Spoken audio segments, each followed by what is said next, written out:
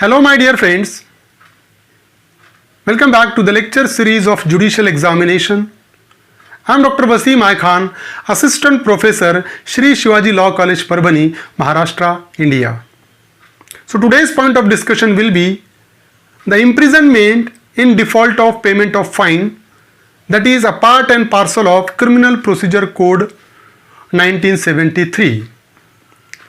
So along with this concept, we will discuss the question asked by the examiner on this particular topic and the question which may be asked by the examiner on this topic.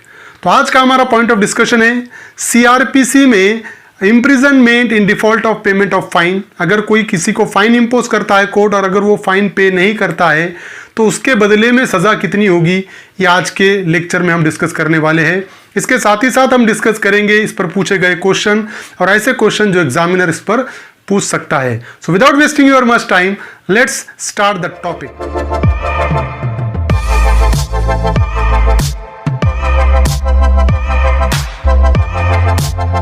So sentence in default of fine under Criminal Procedure Code 1973. So section 30 of Criminal Procedure Code deals with the sentence of imprisonment in default of fine. So the court is having a power to pass an order of imprisonment whenever the party against whom the order of fine is paid fails to pay the fine. अगर कोई particular party के against में court ने order pass किया कि you have to पे so and so fine, आपको इतना इतना फाइन पे करना है, और अगर वो पार्टी वो अक्यूज्ड अगर फाइन पे नहीं करता है तो उस सिचुएशन में court is authorised to pass the order of imprisonment in default of payment of fine. तो फाइन पे नहीं करता है तो कोर्ट उसको सजा सुना सकता है, but provided that that particular imprisonment should not be is not in excess of the power of the magistrate under section 29. तो वो जो सजा है वो मैजिस्ट्रेट को जो भी पावर दिए गए सेक्शन 29 में उससे ज्यादा सजा पास नहीं कर सकता है. तो सेक्शन 29 में हमको पता है कि कौन सा मैजिस्ट्रेट कितनी सजा दे सकता है. जेएमएफसी है 3 साल तक की सजा दे सकता है, सीजेएम है 7 साल तक की सजा दे सकता है, जेएमएससी है सेकंड क्लास है 1 साल तक की सजा दे सकता है, असिस्टेंट सेशन जज 10 साल तक की सजा दे सकता है. तो जब कभी भी कोई कोर्ट अगर सजा दे रहा है इन default of payment of fine, fine impose किया और फाइन नहीं पे किया और उसकी सजा दे रहा है, तो सजा देते वक्त कोर्ट वही सजा दे सकता है. वो सजा उसका जो भी पावर है सेक्शन 29 में उससे ज्यादा नहीं होना चाहिए. फॉर एग्जांपल अगर जेएमएफसी सजा दे रहा है तो 3 साल का उसका पावर है, तो इन default of payment of fine 3 साल से ज्यादा सजा तो दे ही नहीं सकेगा वो particular court. Second, shall exceed 1/4 of the term of imprisonment which the magistrate is competent to inflict. तो आप क्या होगा, shall exceed 1/4 of the term of imprisonment which the magistrate is competent to inflict. अब जो भी magistrate को सजा सुनाने का जो पावर है तो वो कितना होना, shall exceed 1/4 of the term of imprisonment which the magistrate is competent to inflict. 1/4 for example 3 साल की सजा है तो 1/4 मतलब कितना हो रहा है, 3 साल की सजा अगर है तो 1/4 होगा 1.5 साल से यानी 9 महीने, फॉर एग्जाम्पल 9 मंथ, तो ये 1/4 हो रहा है 3 साल की सजा का. तो उतनी सजा इन default of payment of fine में वो दे सकता है. अब और एक प्रोविजन है, the imprisonment awarded under this section may be in addition to a substantive sentence of imprisonment for the maximum term awardable by the magistrate under section 29. So the imprisonment awarded under this section may be in addition to a substantive sentence of imprisonment for the maximum term awardable by the magistrate under section 29. अब ये confusion हो सकता है कि section 29 में JMFC को सजा सुनाने का पावर है, 3 साल तक की सजा वो सुना सकता है. फॉर एग्जाम्पल जेएमएफसी ने 3 साल की सजा सुनाया और साथ ही साथ फाइन इंपोज किया. अब जब फाइन अगर वो पार्टी पे नहीं करता, अक्यूज्ड पे नहीं करता है, तो कोर्ट को पावर दे रहा है सेक्शन 30 कि वो सजा सुना सकता है इन default of payment of fine. तो अब ये होगा कि 3 साल की तो सजा ऑलरेडी दे दिया, और अगर फॉर एग्जांपल यहां पर और 9 महीने एक्स्ट्रा देता है तो वो 3 साल 9 महीने हो जाएगी. तो उसका जो टर्म ऑफ इम्प्रिजनमेंट है वो 3 साल 9 महीने होगा, और जबकि ओरिजिनली जेएमएफसी को 3 साल तक की ही सजा सुनाने का पावर है. तो यहां पर ये क्लियर किया सेक्शन 30 में सब क्लॉज 3 में कि वो जो भी in default of payment of fine जो सजा सुनाएगा वो in addition to the original term रहेगा। तो ओरिजिनल 3 साल की सजा है उससे एडिशन में इन default of payment of fine की रहेगी। फॉर एग्जांपल 3 साल की सजा देने दो, कोई प्रॉब्लम नहीं है, और जो इन default of payment of fine का जो इंप्रिजनमेंट रहेगा वो उसके एडिशन में रहेगा, 3 साल प्लस 9 महीने, लाइक दैट। अब 2010 में पूछा गया क्वेश्चन है महाराष्ट्र जुडिशियल एग्जामिनेशन में। क्वेश्चन ये था कि सेक्शन 80 नंबर का क्वेश्चन था, imprisonment in default of payment of fine cannot exceed 1/4 of the maximum term provided for the offense, 6 months, 3 months, none of the above। तो हमने ऑलरेडी देखा है सब क्लॉज 2 में कि जो shall not where imprisonment has been awarded as a part of the substantive sentence exceed 1/4 of the term of imprisonment which the magistrate is competent to inflict as punishment। तो जो भी magistrate को competent है, JMFC है, मैंने जैसा ही आपको बताया कि 3 साल की सजा सुनाने का उसको अधिकार है, तो 3 साल की सब्सटेंटिव सेंटेंस सजा सुनाने का अधिकार है। तो इन default of payment of fine कितनी सजा सुना सकता है? शैल नॉट एक्सीड 1/4, ज्यादा से ज्यादा 9 महीने की सजा सुना सकता है JMFC in default of payment of fine. So the correct answer is first, 1/4 of maximum term provided for the offence. और एक क्वेश्चन पूछा गया मध्य प्रदेश जुडिशियल एग्जामिनेशन 2018 में पूछा गया क्वेश्चन है, The imprisonment in default of payment of fine can be awarded to run concurrently with substantive sentence imposed.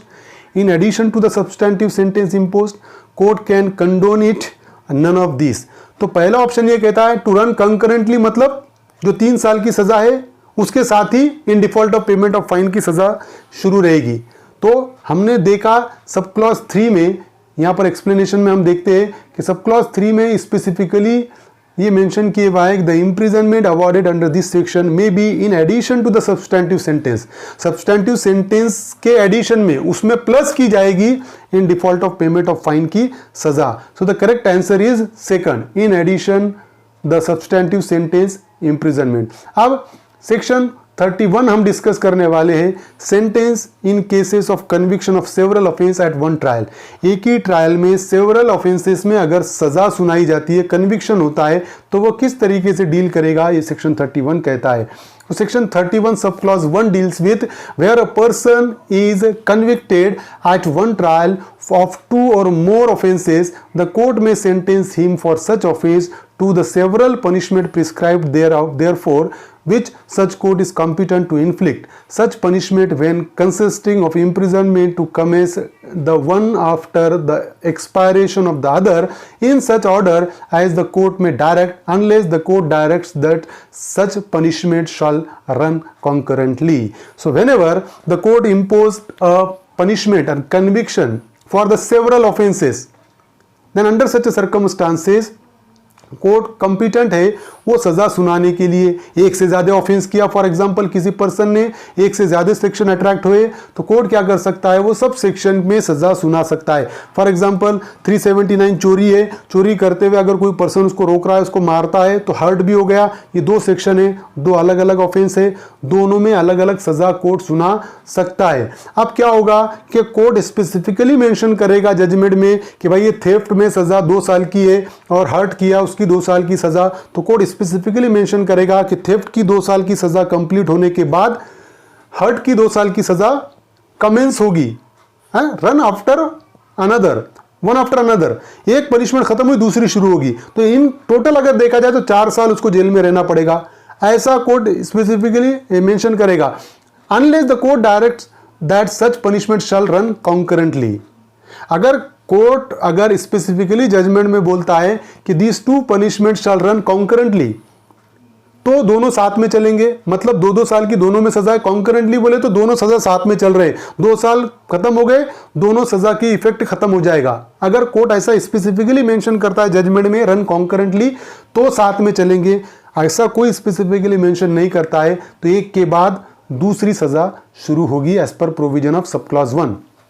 Sub clause 2, in the case of consecutive sentence, it shall not be necessary for the court by reason only of the aggregate punishment of the several offenses being in excess of the punishment which it is competent to inflict on conviction of a single offense to send the offender for trial before the higher court. अब होगा ऐसा कि for example कि theft भी हुआ और hurt भी हुआ, दो ऑफेंस किया। अब सिचुएशन ऐसी होगी कि थेफ्ट में 3 साल तक की सजा है और फॉर एग्जाम्पल ग्रीवियस हर्ट है उसमें 3 साल तक की सजा है। एक एग्जाम्पल ले रहे हैं हम, सजा इधर उधर हो सकती है, तो 3-3 साल की सजा है। अगर जेएमएफसी के पास अगर केस चल रहा है तो जेएमएफसी को हाईएस्ट सजा कितनी देने का पावर है? 3 साल की। तो अब ये होगा कि 3 साल थेफ्ट की, 3 साल हर्ट की, दोनों मिला के 6 साल की सजा हो रही है। तो ये सेक्शन 31 सब क्लॉज 2 क्लियर कर रहा है कि ऐसा अगर है भी तो ये रीजन नहीं होता है कि नहीं ये जो केस है ये 6 साल की सजा है इसलिए हायर कोर्ट के पास उसको ट्रांसफर करे। ये क्लियर किया कि कोई जरूरत नहीं है, एक में 3 साल दूसरे में 3 साल, एक ऑफेंस में जेएमएफसी हाईएस्ट 3 साल की सजा दे सकता है। तो दोनों में 3-3 साल की सजा जेएमएफसी दे सकता है, दोनों मिला के 6 साल हुई, कोई प्रॉब्लम नहीं होगा। तो वो हायर कोर्ट के पास सेंड नहीं करेगा। अब सब 2 का ए है, in no case shall such person be sentenced to imprisonment for longer period than 14 years. But JMFC के पास केस है 3-4 ऑफेंस अगर है, फॉर एग्जांपल 5 ऑफेंस किया, पांचों में 3-3 साल की सजा है, बिल्कुल जेएमएफसी सुना सकता है। लेकिन सब क्लॉज ए ये कहता है कि इन टोटल 14 साल से ज्यादा सजा नहीं होना चाहिए। मतलब जेएमएफसी 5 ऑफेंस में सजा तो सुना सकता है लेकिन सीलिंग कितनी है? 14 ईयर्स की। मतलब एक में फॉर एग्जाम्पल 4 ऑफेंस में 3-3 साल की सजा 12 साल हो गई और एक ऑफेंस में 2 साल की सजा, ऐसी 14 साल की सजा वो सुना सकता है। 14 साल से ज्यादा नहीं होना चाहिए। Then B, the aggregate punishment shall not exceed twice the amount of punishment which the court is competent to inflict for a single offence. तो अब यहां पर ये भी क्लियर किया है, जो सब क्लॉज 1 में थोड़ा सा मिस्टेक हो गई एक्सप्लेनेशन में, यहां पर बी में ये एक्सप्लेनेशन में क्लियर किया है कि the aggregate punishment shall not exceed twice the amount of punishment. तो aggregate punishment twice the amount of punishment से ज्यादा नहीं होना चाहिए। फॉर एग्जांपल जेएमएफसी को 3 साल की सजा सुनाने का पावर है तो वो ज्यादा से ज्यादा 6 साल की सजा सुना सकता है एग्रीगेट, 6 साल से ज्यादा नहीं होना चाहिए। असिस्टेंट सेशन जज को 7 साल, सॉरी सीजेएम को 7 साल की सजा सुनाने का पावर है, वो एग्रीगेट 14 साल की सुना सकता है, उससे ज्यादा उसके सजा नहीं सुना सकता है। That is a provision mention under section 31. So I hope you understand this topic, and if you understand this topic, please subscribe my channel, hit the notification button, hit the like button, and share this video with your friends. Thank you very much.